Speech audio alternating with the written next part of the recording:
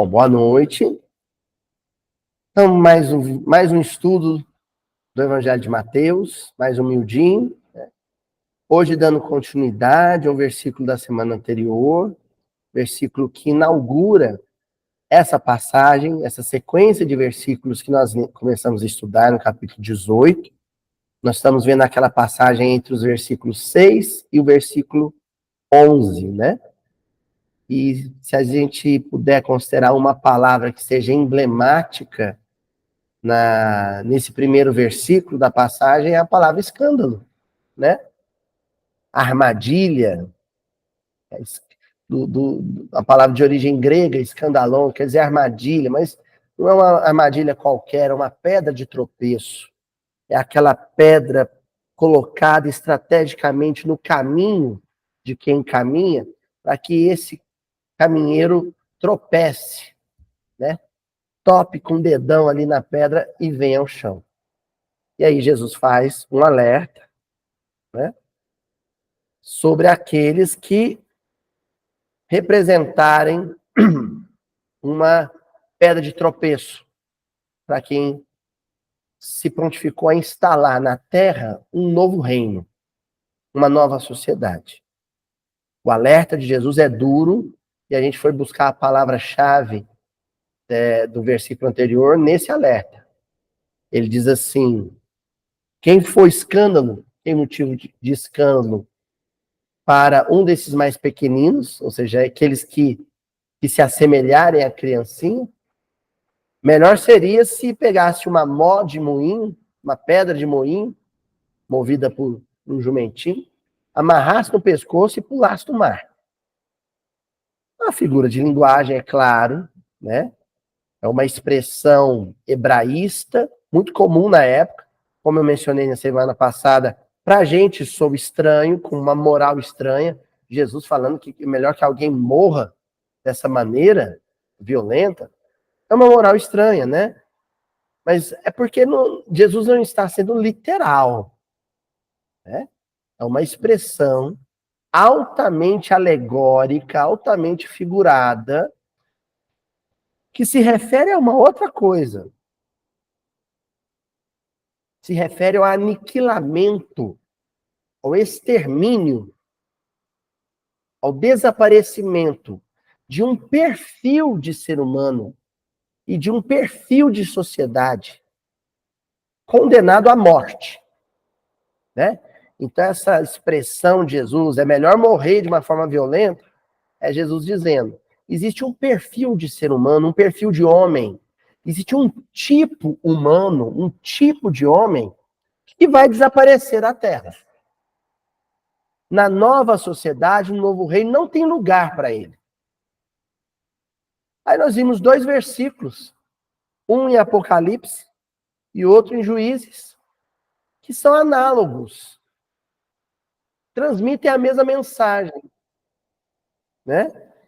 Nós temos lá no Juízes o caso do Abimeleque, filho do Gideão, do juiz Gideão. Obrigado, César. Deus e Pai. Que era um homem muito ambicioso, um homem muito apegado aos bens materiais, à prosperidade, um líder comunitário que só pensava nisso, em enriquecer e prosperar. E ele começou a praticar saques, invadir cidades. E numa dessas cidades, Tebes, que ele ia invadir, ele teve um fim trágico. Uma mulher, uma viúva, defendendo o último reduto de resistência da cidade, pega uma mó de moinho, uma pedra de moinho pesada, vai na muralha e taca ela lá de cima e a pedra racha o crânio do Abimeleque. Você vai ficar preso a isso? Não, você tem que ir no sentido. A morte violenta do Abimeleque significa que existe um perfil de ser humano com essas características todas que vai desaparecer da Terra e vai desaparecer através da dor, de uma forma violenta e brusca. Aí depois, lá em Juízes, vem o caso da Babilônia, né? Aí cita, nós vimos um versículo que cita um possível desaparecimento da Babilônia, que é uma cidade que representa o quê? Essa sociedade economicista, apegada ao dinheiro, apegada aos bens materiais, ao conforto, à prosperidade, que também vai desaparecer de uma forma brusca, violenta. Bom, por que eu acrescentei nesse comentário esse violento? Porque, de fato, né, o Abimeleque morrer com uma pedrada dessa na cabeça, tem morte mais violenta que essa? Né? A Babilônia desaparecer como se afundasse no fundo do mar, tem forma mais brusca de uma cidade desaparecer do que essa? Por que eu estou enfatizando isso? Porque este perfil de homem materialista e esse perfil de sociedade materialista já começou a desaparecer. Já começou a ser aniquilado. E de forma violenta. E pelas forças da natureza. Ou não?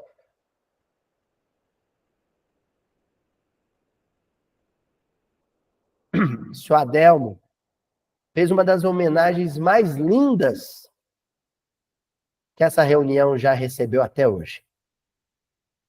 O sítiozinho dele, passava um riozinho, coisa mais linda do mundo. Graças a Deus eu tenho registro em vídeo desse riozinho. Um regozinho, um cordinho, como a gente fala aqui em Uberaba, né, Sadam? E aí ele não tinha nome. Ele, como proprietário da terra, ele tinha o direito de batizar o riozinho que passava no meio das terras dele. E ele batizou o riozinho. Passou a se chamar Mildinho. Não foi, Sadel? Como fez uma homenagem ainda mais bonita. O sítio não tinha nome. Aí virou sítio Morro Alto. Essas coisas que faz valer a pena viver, né? Essas coisas que ligam um coração ao outro para a eternidade. Pois a semana passada a dona Joana me deu uma notícia. Eu fico emocionado. O Mildinho secou.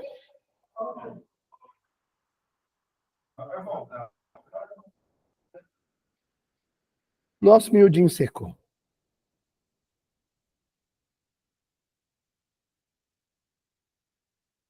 Ó, enquanto estiver secando Mildinho, só um, tá, dá para aguentar, né? O problema é que quando seca muitos miudinhos, seca também o São Francisco, o Rio Grande, o Paraguai, os Solimões, o Rio Negro, o Amazonas.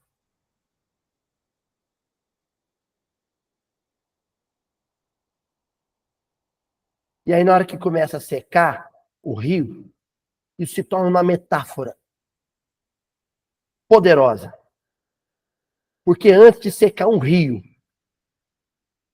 desses, é porque o coração humano já está seco há muito tempo.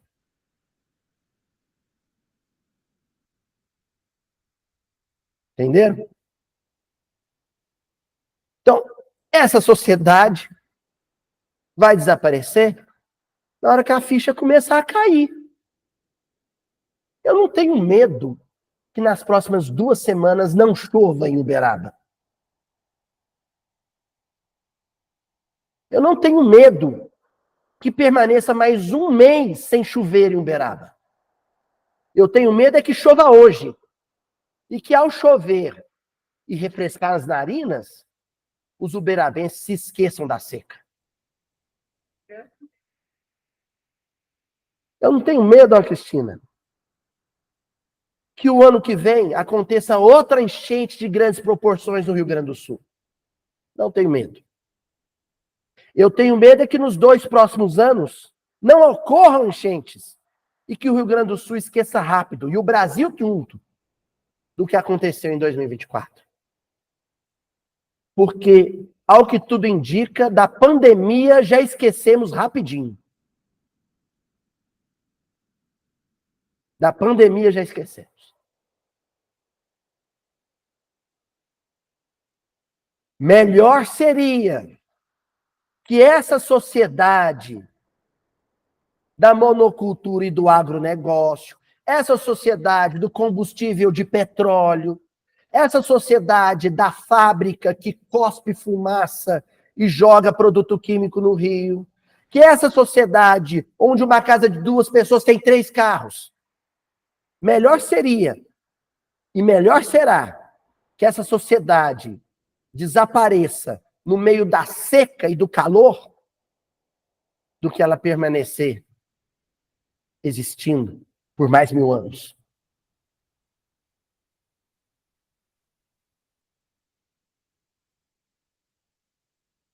Então, sabe o que o progresso, que é a lei de evolução do indivíduo homem e da coletividade humana, sabe o que a lei de progresso está dizendo para este padrão, este modelo de sociedade?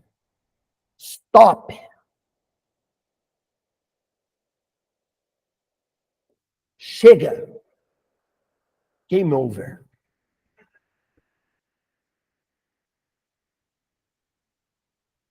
Quem diz isso não sou eu, quem diz isso são os espíritos para Allan Kardec na questão 783. Nós estudamos na semana passada a 781. Kardec pergunta para os espíritos assim: segue sempre marcha progressiva e lenta o aperfeiçoamento da humanidade? E aqui tem duas características dessa marcha, dessa evolução. Primeiro, Kardec quer confirmar se ela é progressiva. Ou seja, tem perigo de escapar uma ré e a gente retroceder, a gente andar para trás? Tem perigo da marcha ser regressiva? A primeira coisa que Kardec quer confirmar para os espíritos. Tem perigo do homem ficar mais rude e mais bruto do que está? Ou voltar a ser mais rude, mais bruto do que atualmente é? E a segunda pergunta que ele faz nessa mesma questão é: se for progressiva, se é progressiva, ela é lenta? Antes de ler a resposta dos espíritos, eu já quero fazer uma observação de antemão, até porque muitos que estão acompanhando aqui pela internet, muitos aqui já lembram da questão. Se houvesse a possibilidade de retrocesso, Deus já tinha fechado as portas do estabelecimento.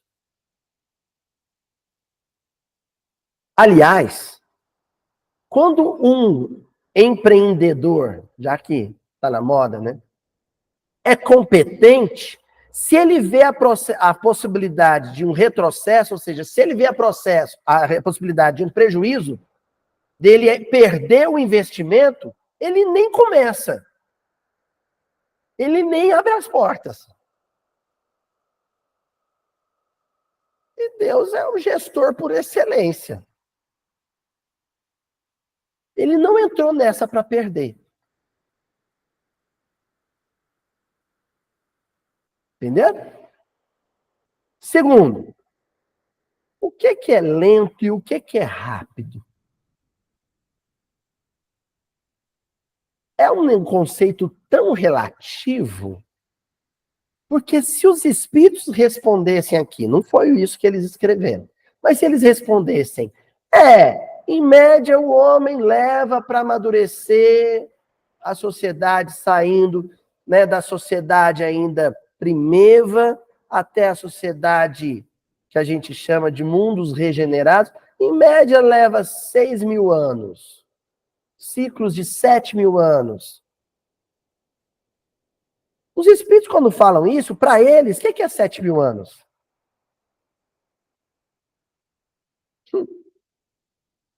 É um dia de serviço. Mas se fala pra gente, 7.000 anos, nossa, tempo demais. Então, o que é lento? Para Deus está indo rápido. Para Deus tá indo na toada certa. A gente, não. Nossa, mas o homem, passam 2.000 anos e o homem não evolui em nada. Evolui. Evolui. Só que a gente olha daqui, no raso. A nossa perspectiva é o horizonte, é na horizontalidade. A perspectiva de Deus é de quem está no topo da montanha. A perspectiva dos espíritos é de quem olha de cima. Então a noção é outra.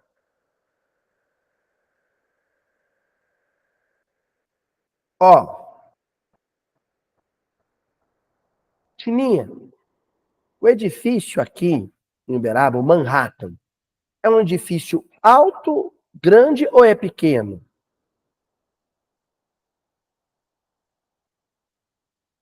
Se você chegar na calçada dele e olhar para cima, o que você vai dizer? Agora, se você estiver do avião e olhar para baixo, entendeu? Os problemas que nós estamos passando, uma estiagem que Uberaba de 140 dias. Isso é um problema grande ou pequeno? Para quem está aqui, né? Para quem não, né? Quem tem que, a dona de casa que tem que manter a casa sem poeira, para quem tem rinite alérgica, é um problemão. Mas e para os espíritos? Quando eles olham para a questão?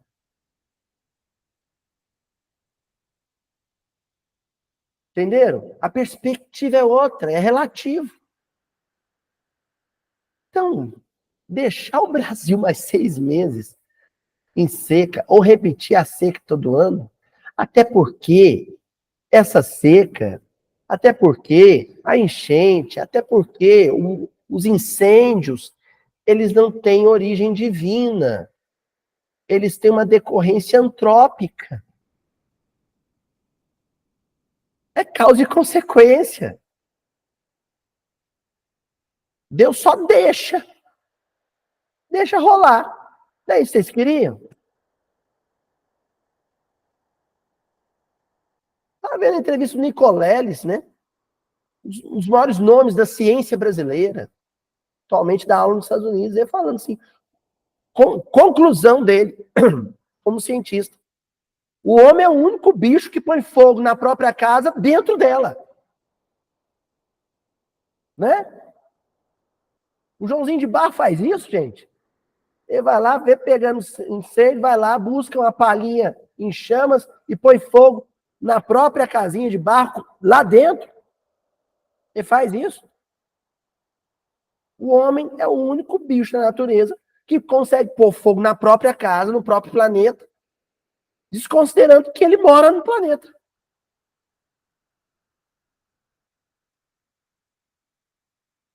E aí fica, só para a gente não fazer meia culpa, né?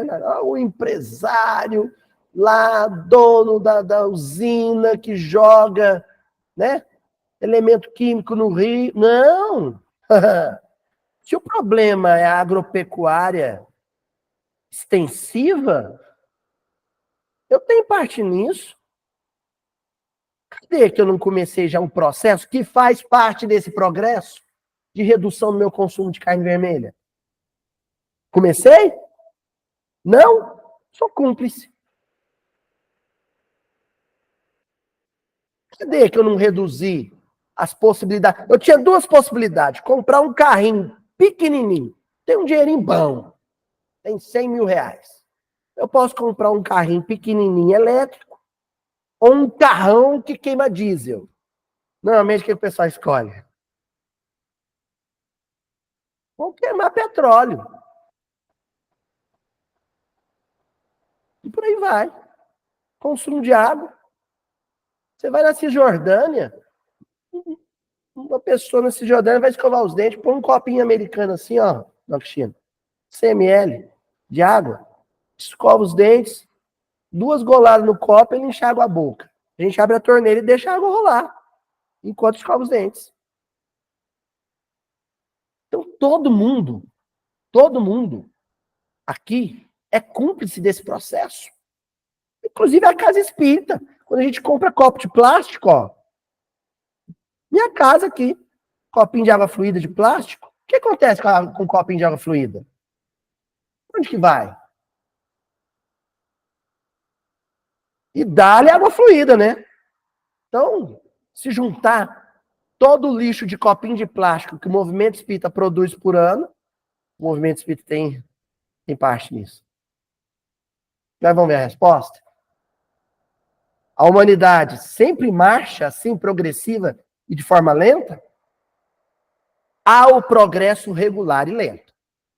Então, eles começam confirmando, sim, mas fica tranquilo. É sempre para frente, é sempre avante, mas, numa perspectiva humana, considerando a noção de cronologia de vocês, demora um pouquinho. Vocês levam um tempo para amadurecer, para aprender a beber água com alguma substância ou material que seja biodegradável, para usar a tecnologia para outros fins, com energia limpa, e não combustível que cospe fumaça preta no céu. Que, aliás, nós estamos pedindo chuva, mas parece que a chuva é fumaça líquida, né? Ela vem escura do céu. E eles continuam. Que resulta da força das coisas. Eu acho essa resposta genial. Ao progresso regular e lento, que resulta da força das coisas.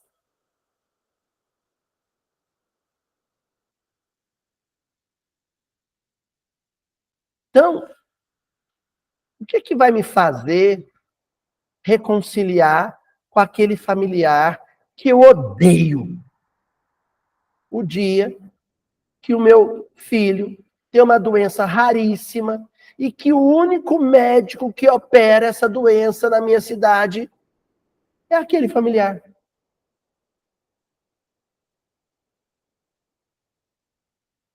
Vou ter que ir, curvar a nuca, entrar no consultório e primeiro fazer as pazes com ele.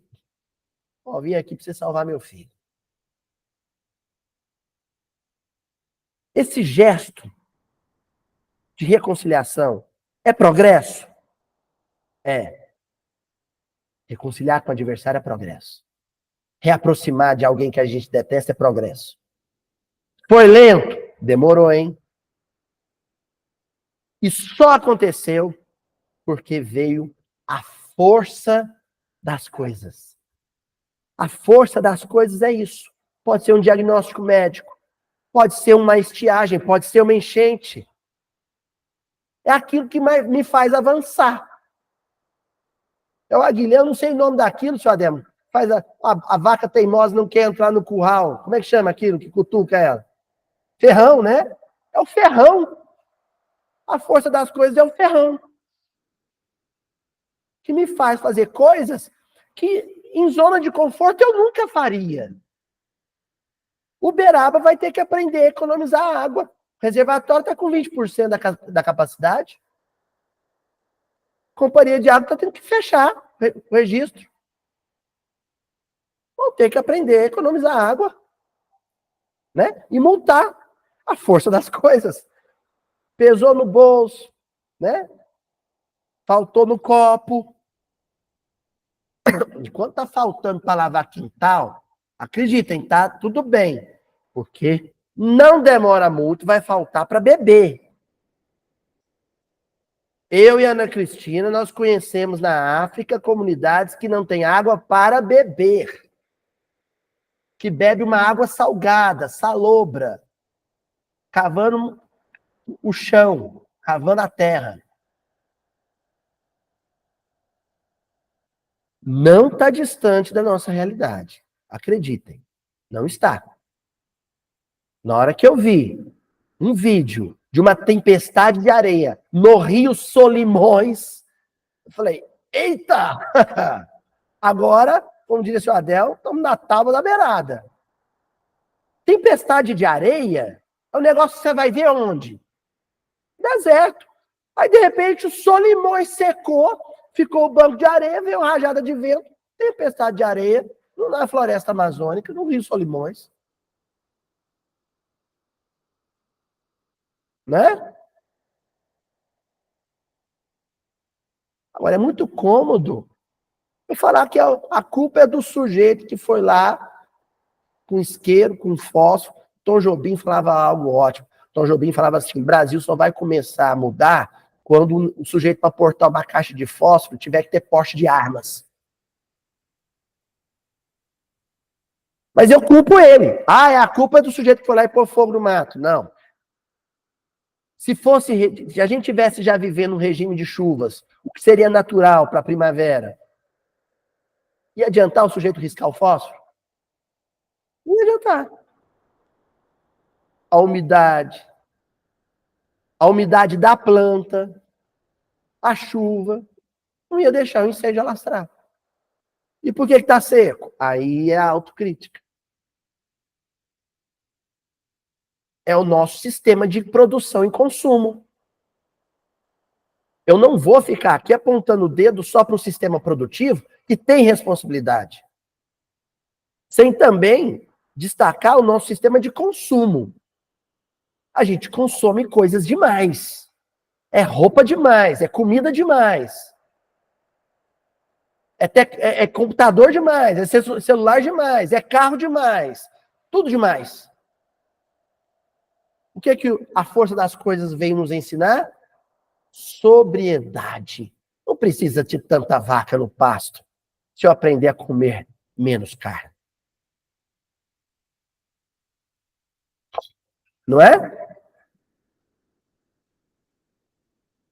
Tem muita vaca e tem muita soja e tem muito milho, porque precisa de muita ração, há muito porco e muita galinha. Não é? Quando, porém, um povo não progride tão depressa quanto deveria, Deus o sujeita de tempos em tempos a um abalo físico ou moral que o transforma. Mas caiu como uma luva para os dias de hoje, hein? O Livro dos Espíritos, questão 783. Jesus vem com um versículo. Aquele que atrapalha quem quer viver como uma criancinha, ou seja, consumir pouco. O movimento espírita, a interpretação clássica dessa passagem é ter a pureza da criança. Mas o que é ter a pureza da criança? É não ter a ambição do adulto. É não ter o consumo do adulto. A necessidade de bens do adulto. Criança, pouco. Tudo é pouco. Até tecido ela consome pouco. A não ser que a mãe vaidosa queira que a criança tenha um guarda-roupa quilométrico, né?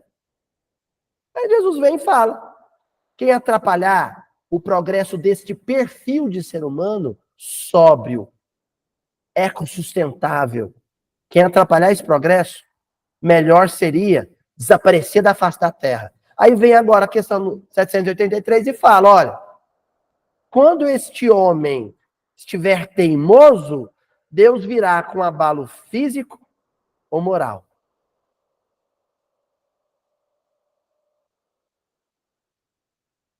Abalo físico, estiagem, enchente, que não é castigo de Deus. Deus não castiga.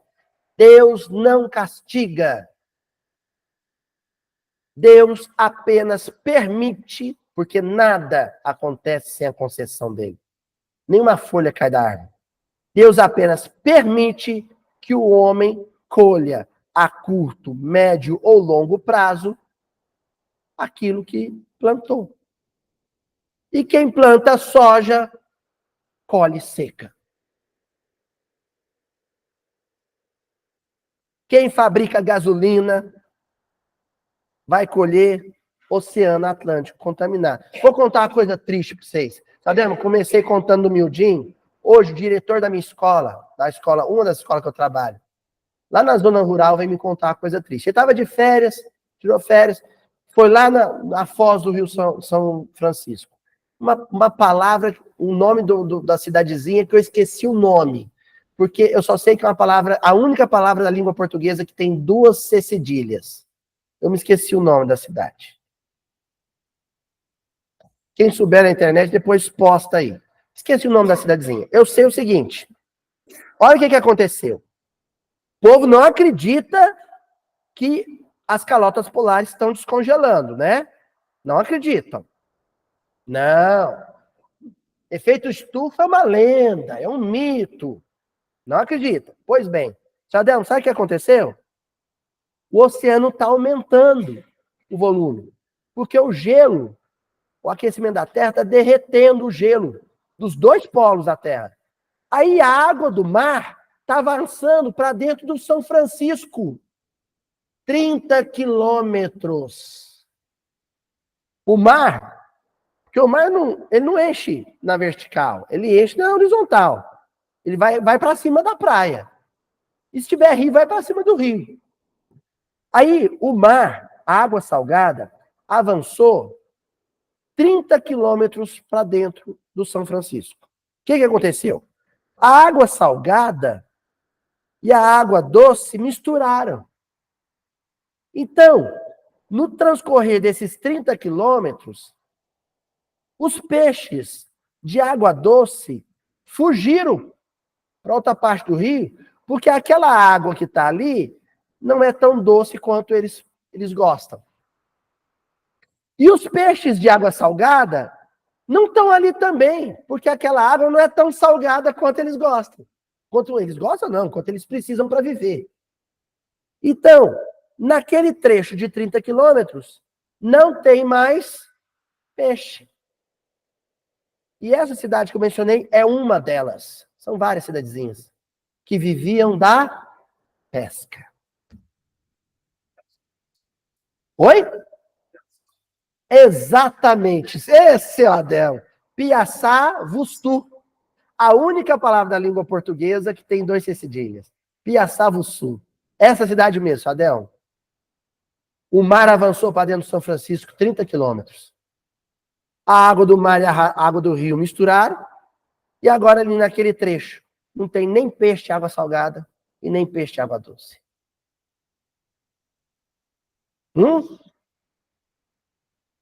Isso é abalo físico. Deus deixa. Aí vem o abalo moral. Vai na escola. O que é escola? Particular ou pública? Ensino fundamental. Em escola onde eu trabalho, a professora estava dando aula, de repente a professora começou a ficar vermelha e tossir. Todos os alunos começaram a ficar vermelho, tossir. Correram para fora da sala, começaram a rolar no chão. Não conseguia respirar. Um aluno foi ameaçado pelos colegas. Contou para a mãe. A mãe foi num clandestino e comprou 750 ml de spray de pimenta. Como era clandestino, vencido, inclusive. Deu o frasco pro filho e falou, ó, leva. Se eles te ameaçar de novo, você taca neles. O menino empolgado, dentro da sala de aula, abriu o spray de pimenta. Sala inteira. Teve que correr para o hospital intoxicada. Abalo moral. Sabe por quê? Porque as escolas estão mais preocupadas em ensinar educação financeira, ensinar o menino a aplicar dinheiro, a comprar e vender, a dar troco. Estão mais preocupados em montar supermercadinho do que a desenvolver as emoções. A saber, eu sofri uma ofensa sem revide.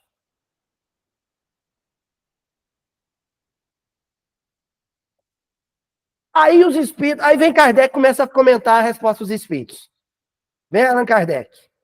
Kardec diz assim: O homem não pode conservar-se indefinidamente na ignorância, porque tem de atingir a finalidade que a providência lhe assinalou. Então existe um alvo, uma finalidade. E a finalidade não é o chamado desenvolvimento pessoal. O desenvolvimento pessoal, eu vou dizer o que é o desenvolvimento pessoal. Desenvolvimento pessoal é um discurso ameno, agradável, sutil, de equilíbrio das emoções, sem tocar no ponto nevrálgico. Sabe, no nervo inflamado? Não toca. Então, o palestrante de desenvolvimento pessoal, o coach, vai falar assim: você precisa ter controle das suas emoções. Você precisa saber trabalhar o seu mundo íntimo. Mas não vai no ponto e não tem coragem de olhar para o sujeito e falar: você está sofrendo emocionalmente porque você é materialista, porque você prioriza carreira e dinheiro. Sabe por que o palestrante disso não tem coragem de falar isso, Tininha? Porque ele cobra para falar o que fala. Como é que ele vai olhar no olho do cara e vai falar: a culpa do seu estado emocional é o dinheiro que você paga para mim?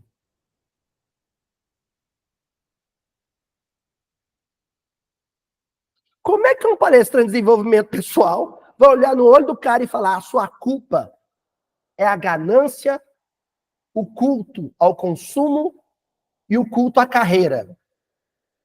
Se para dar aquele curso, o sujeito tem que entrar dentro de um navio de luxo. Vai ser incoerente. Vai ser um contrassenso. Eu falar para o cara que o problema é o dinheiro, mas eu quero dinheiro. O homem não pode conservar-se indefinidamente na ignorância. Se você não olha no olho da pessoa e fala: a sua relação com a empresa, a sua relação com a profissão, a sua relação com a carreira é doente. Se você não fala isso, você está permitindo que ele permaneça na mais profunda ignorância. Mesmo se você virar para ele, Cristina, e falar: vamos meditar. Mesmo se você fizer isso.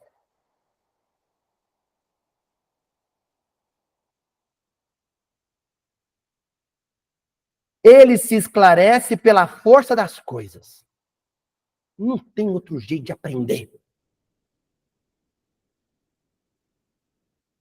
Aqui no miudinho, a gente só constata o que aprendeu de outra forma.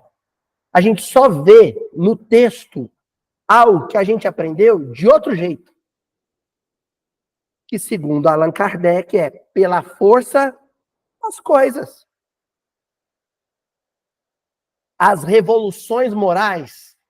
Olha o termo forte que Allan Kardec está usando. As revoluções morais, como as revoluções sociais, porque Kardec não dissocia uma coisa da outra.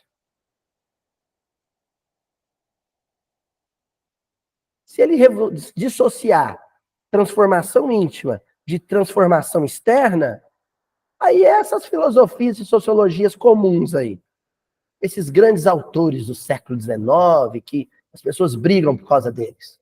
Aí não é Allan Kardec, né? Aí não é Allan Kardec.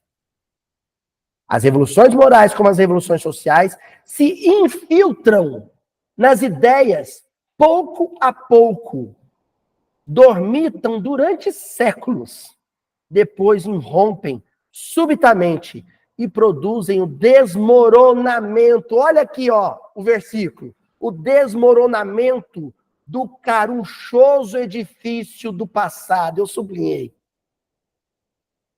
Nossa, que prazer que eu tenho de montar esses estudos. Porque eu vibro com a inteligência dos espíritos, com a inteligência de Kardec. Olha aqui como ele está comentando o versículo que nós estamos estudando. O que eu disse para vocês?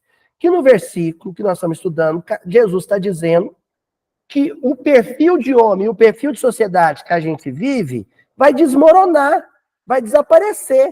Seja no fogo, seja na água, vai desaparecer. Aí Kardec veio dizer assim, irrompem subitamente e produzem o desmoronamento, sabe? O desmoronamento do carunchoso edifício do passado. A nossa sociedade é um prédio daqueles da Faria Lima, que daqui 1000 anos vai estar no chão, porque os cupim não perdoa. O cupim não quer saber se o prédio tem o sem-teto que invadiu ele, ou se tem um executivo da Faria Lima. Ele quer saber. Então, o desmoronamento, e um dia isso vai acontecer, de um edifício, né, lá do Centro Financeiro de Nova York, o desmoronamento da Dow Jones, né, é simbólico, é representativo. O que vai desmoronar, porque está carunchado, que está cheio de caruncho, de cupim, é essa sociedade nossa. Ó, nós estamos vivendo, a nossa sociedade é uma casa bem antiga, bem velha, porque o homem já está vivendo assim há séculos, que o morador, a defesa civil está falando, sai daí, meu filho, isso não tem futuro. E ele, não, meu avô morou aqui. Sai daí, senhor, isso vai cair na sua cabeça. Não, eu cresci nesse lugar. Sabe? É isso o espírito dizendo para um espírito, desapega de carreira, de dinheiro, de profissão, desapega. E ele falando, mas tem várias encarnações que eu faço isso. Ah, então fica aí, ó. Respira fumaça. Vai tossir até vomitar.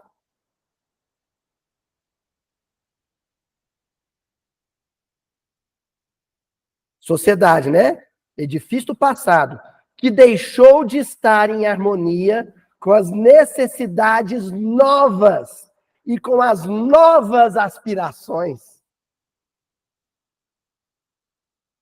O reino de Deus é um reino de novas necessidades e de novas aspirações.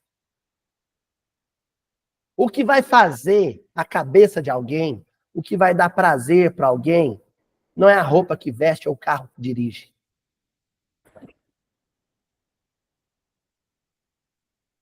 O professor, lá do doutorado, estava falando um negócio interessante. Já viu manobrista de hotel, esses hotéis de luxo, né? São Paulo tem hotel lá que os executivos, os empresários, né? Saem e vão fazer o happy hour tomando um drink, né? Um whisky caro lá. Aí quando o carro tá vindo para parar assim, na entrada do bar do hotel, do restaurante do hotel, aí os manobristas olham e eles, sabe para onde eles olham, seu Murilo? Para a lataria e para o pneu. Se a lataria estiver encostando no pneu, seu Adelmo, é que o carro é muito pesado, ele é blindado. Se a lataria estiver distante do pneu, mesmo se seja um carro bom, não é blindado. Se é blindado, é mega empresário. Se não é blindado, tem a classe média alta. Tem um dinheirinho, mas não é, cara. Aí sabe por que eles olham isso? Eles são instruídos para reparar isso? Porque se a lataria estiver encostando o pneu e o carro for blindado, eles orientam e depois, quando vai devolver o carro para o sujeito, para o carro bem pertinho da porta. Que é para o mega milionário, que já está tungadinho, né? Está alto, não sofrer para chegar na porta do carro, entendeu? Ele sai do hotel e entra no carro dele. Agora, se o carro não é blindado, dona Cristina, não, para o carro ali mesmo, ó, está, ó, senhor, toma a chave, está ali seu carro, vai lá. A mesma orientação eles dão para o sommelier, né, o maître, do restaurante chique. Tem 2, 3 cartas de vinho diferentes.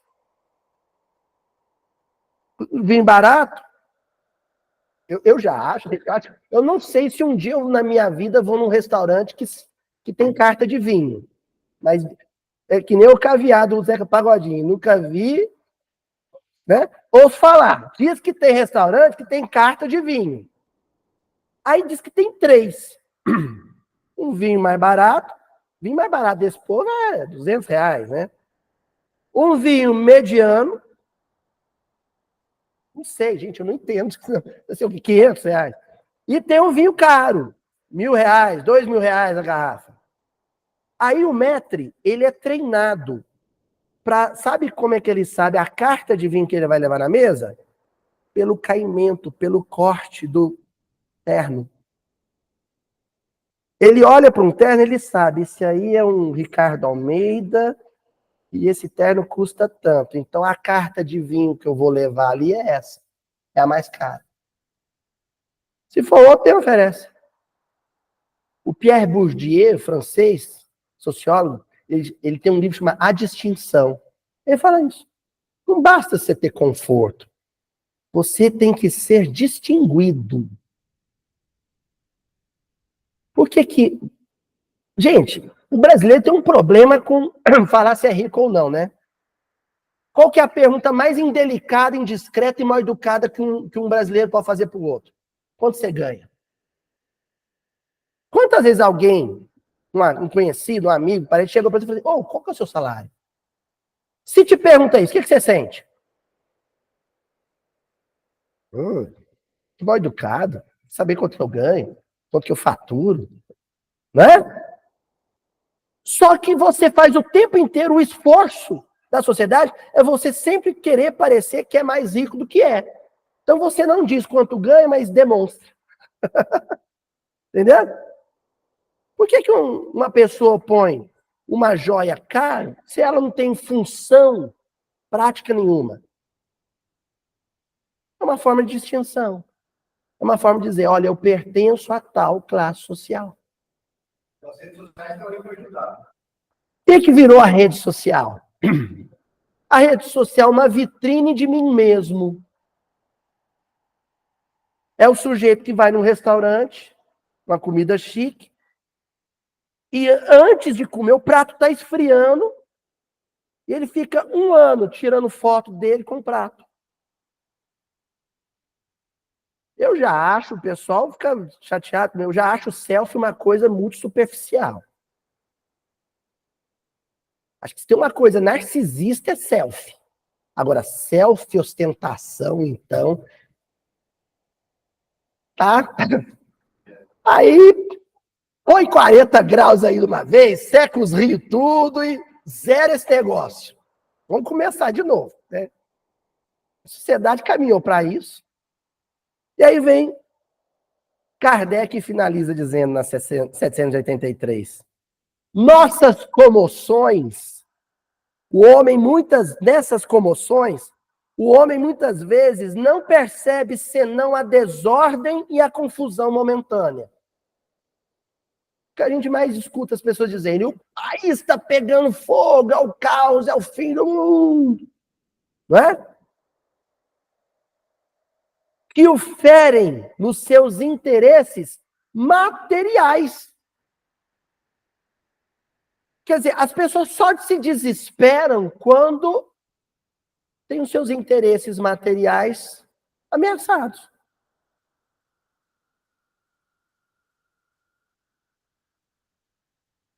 Estou vendo as notícias, né? Gente, eu não gosto, mas eu tenho que acompanhar a notícia. Eu sou professor de história. Então, você entra na sala, a primeira coisa que a gente pergunta é, professor, o que o senhor acha do debate dos prefeitos de São Paulo? É. Meu ofício. É minha profissão. Aí eu vou fazer o quê? Né?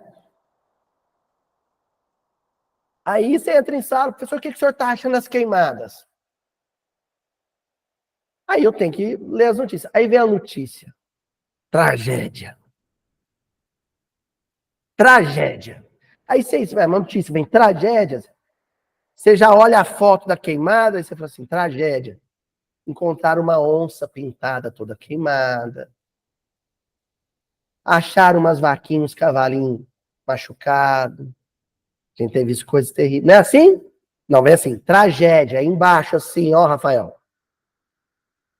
Abre um negócio paulista.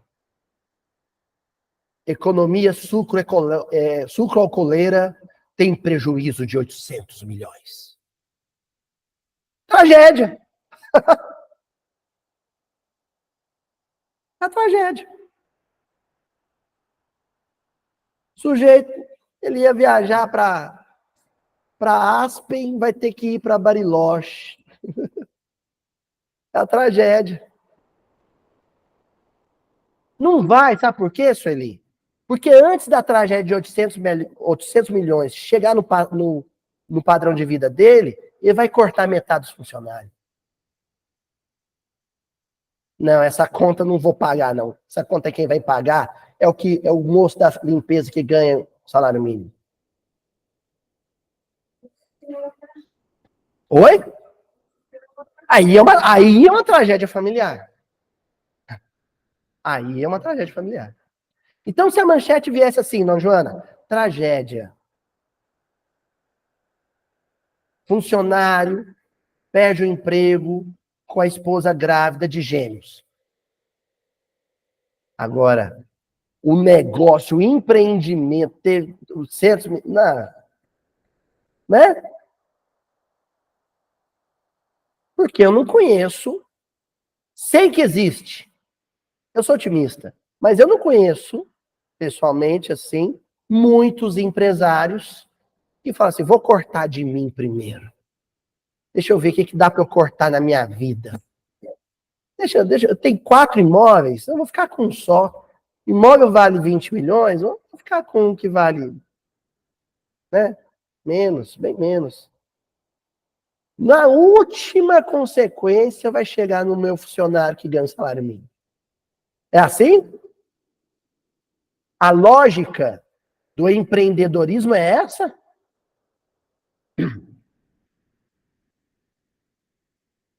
Aquele, porém, que eleva o pensamento acima da sua própria personalidade, admira os desígnios da providência, que do mal faz sair o bem. São a procela, a tempestade que saneia a atmosfera. Apropriado, né? Depois de a terem agitado violentamente. Vai vir a chuva, minha gente. Mas antes vai ter redemoinho de fogo. Para a maturidade bater na nossa porta. Imaturidade, no estado de coisas que a gente vivencia, é vida sóbria, simples, modesta, voltada para os valores do espírito imortal. Vamos encerrar aqui hoje. Tá bom? A gente avança para os próximos versículos.